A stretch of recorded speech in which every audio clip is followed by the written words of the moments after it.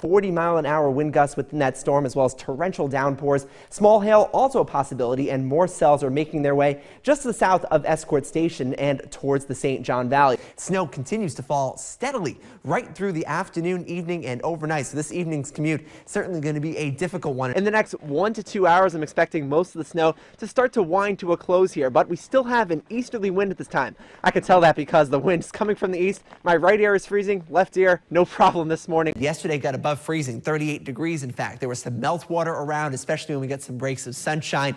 All of that has frozen solid, so watch your step. Parking lots, driveways, and even some black ice is possible on the roadways. Make sure you are covering up any exposed skin, wearing some layers. Frostbite can come on in as little as 30 minutes under conditions that we will be seeing. And of course, check on your neighbors and keep those pets indoors. Still another cool start to the morning. I actually decided to wear gloves today. Our temperature's only in the mid-30s so far. Welcome back, everyone. Time for another look at weather. Certainly the top story is this latest storm. Yep, I've been tracking it all morning long. We have some snow in the county presently. More is expected throughout the day and even into the night. And the most snow we see out of this entire event will be favoring northwest Aroostook County. That's why there is a winter weather advisory in effect for this area for a 24-hour period from 8 this morning through 8 tomorrow morning. Now, even outside of the advisory area, the rest of the county, New Brunswick, going to be seeing snow as well. Perhaps just not quite as much, but slick travel going to be possible not only at times today, but also into tomorrow morning. We're going to dive right into that in just a second, but starting out here, 32 degrees in Caribou and mostly cloudy, a light wind out of the southeast. We actually had some light snow falling in Caribou not too long ago, and there's a dusting of snow outside the station here in Presque Isle, but this is just the teaser of what's to come. We've had some overrunning snowfall overnight for central and northern portions of Aroostook County. Still going right now in the St. John Valley, but not all that heavy. A few slick spots are going to be possible this morning,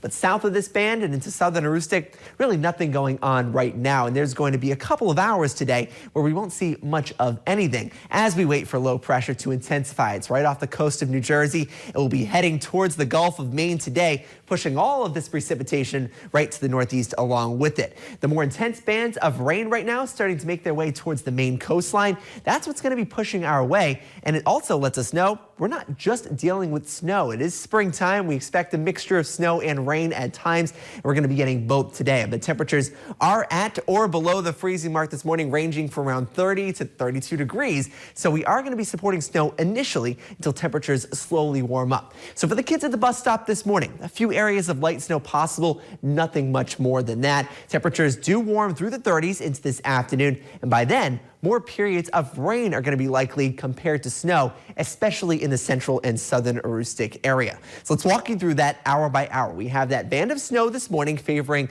the northern half of Aroostook County. It lifts off towards the north and weakens. So in between that band and the next band of more steadier precipitation, there is going to be some time this morning where not much is happening. And in the St. John Valley at 10 o'clock, it still could be quiet.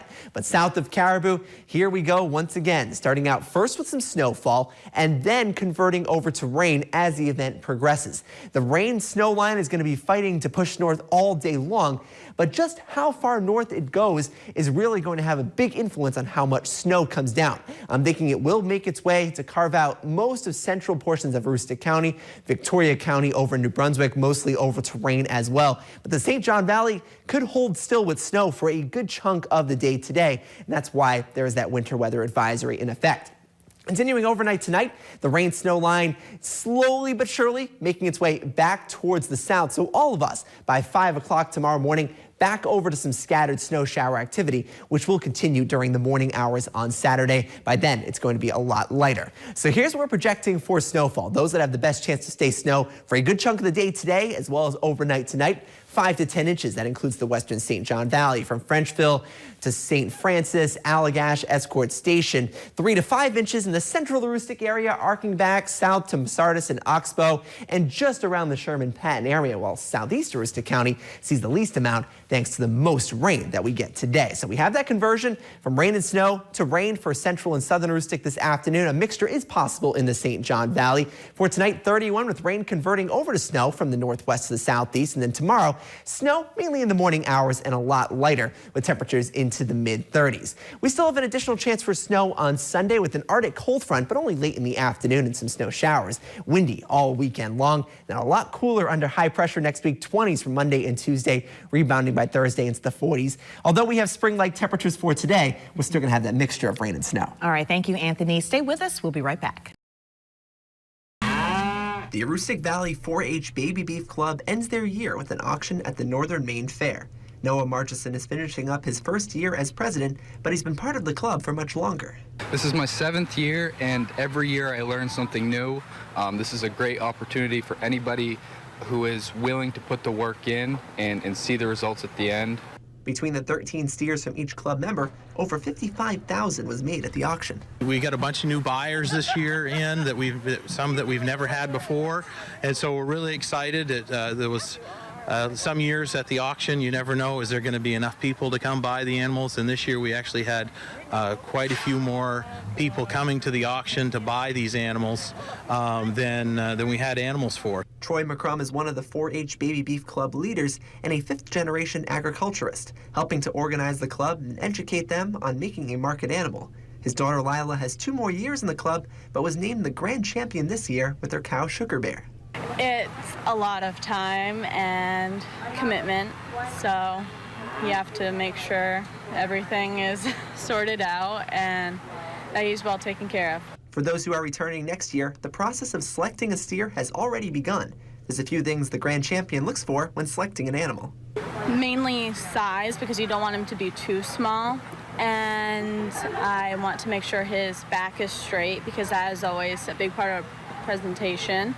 And I also like a lot of fluff on my cow, so that's another thing. For Julia and Frankie Pierce, who are in their 1st and 3rd years respectively, the learning is ongoing. How to work together with other people and how to raise beef teaches you how to grow really good beef and how to sort of sell it. It's just a lot of fun, and it's a really good learning experience.